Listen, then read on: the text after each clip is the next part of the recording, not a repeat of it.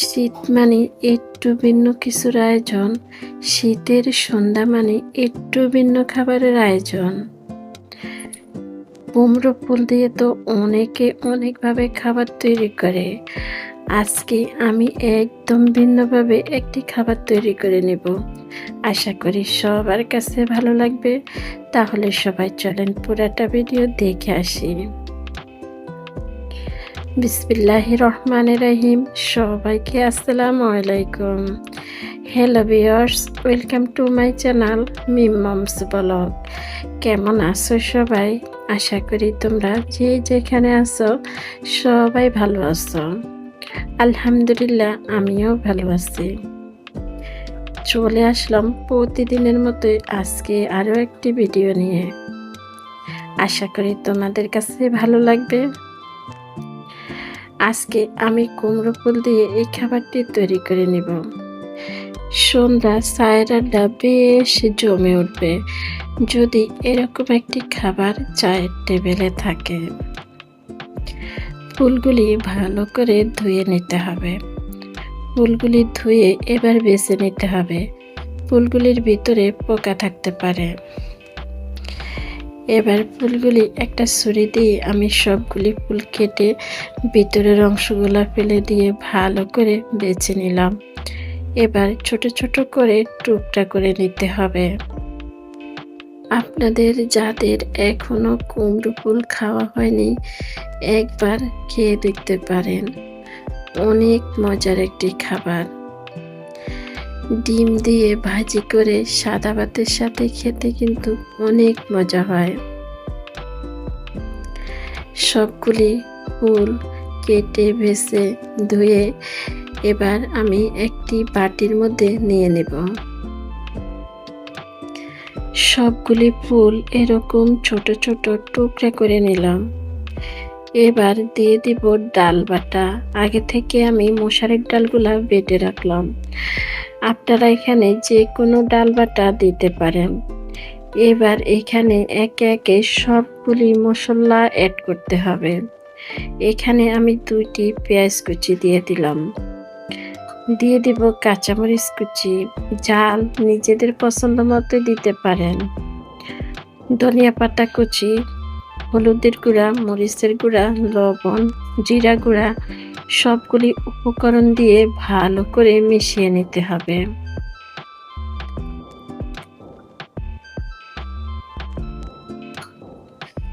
এবার একটি চামচ দিয়ে এগুলি আমি মিশিয়ে নিলাম। সবগুলি যখন মিশানো হয়ে যাবে এবার এখানে আমি দিয়ে দিব চাউলের গুঁড়া। চাউলের গুঁড়াগুলা একবারে দিব না, অল্প অল্প করে দিতে হবে।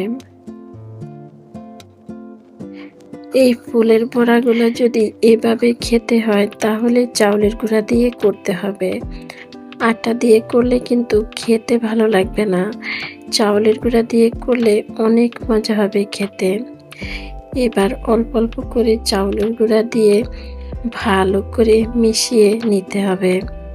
আমি কিন্তু এখানে একদম পানি দিইনি। পানি ছাড়া ফুল থেকে ডাল থেকে যে পানি হয়েছে ওই পানি দিয়ে চাউলের গুঁড়াগুলা মিশিয়ে নিলাম। আমার মিশানো কিন্তু হয়ে গেছে।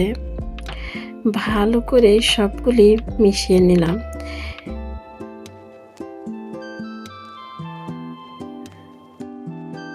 এবার চুলার মধ্যে একটি প্যান বসিয়ে দিলাম। দিয়ে দিলাম তেল। খুবই কম তেলে আমি এগুলি ভাজবো।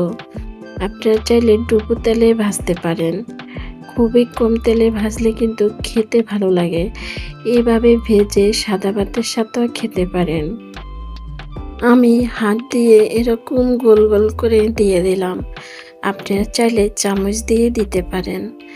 আচ্ছা, আমার ভিডিওটা দেখতে দেখতে আপনারা আমার সাথে এ পর্যন্ত কে কে এসেছেন আমি জানি না। আপনারা যারা এসেছেন একটা লাইক দিতে ভুলে গেছেন, একটা লাইক দিয়ে দিবেন। আমার ভিডিওগুলো দেখেন, এখন পর্যন্ত আমার চ্যানেলটা সাবস্ক্রাইব করা হয়নি, চাইলে আমার চ্যানেলটা সাবস্ক্রাইব করে রাখতে পারেন। আমি যখন যে ভিডিও ছাড়ব আপনাদের কাছে নোটিফিকেশন চলে যাবে। আপনারা আপনাদের সময় সুযোগ বুঝে আমার ভিডিওটা দেখে দিতে পারেন। আর আপনারা যারা এই কাজটা করেছেন আপনাদেরকে জানাচ্ছি অসংখ্য অসংখ্য ধন্যবাদ। এইভাবেই আমাকে সাপোর্ট করার জন্য আর এইভাবে আমার পাশে থাকার জন্য। আপনাদের এই সুন্দর সুন্দর কমেন্টের কারণে প্রতিনিয়ত আমি চলে আসি আপনাদের মাঝে। আশা করি সবাই এভাবে আমার পাশে থেকে যাবেন। সবাইকে আবারও জানাচ্ছি অসংখ্য অসংখ্য ধন্যবাদ। চুলার আঁচটা কমে রেখে কিছুটা সময় নিয়ে ফুলের বড়াগুলা ভেজে নিতে হবে। আমি চুলার আঁচটা কমে রেখে এই ফুলের বড়াগুলা এভাবে করে ভেজে নিলাম। লাল লাল করে ভেজে নিতে হবে। এবার আমি বাকিগুলো দিয়ে দিলাম। একইভাবে করে এই ফুলের বড়াগুলো আমি ভেজে নেব।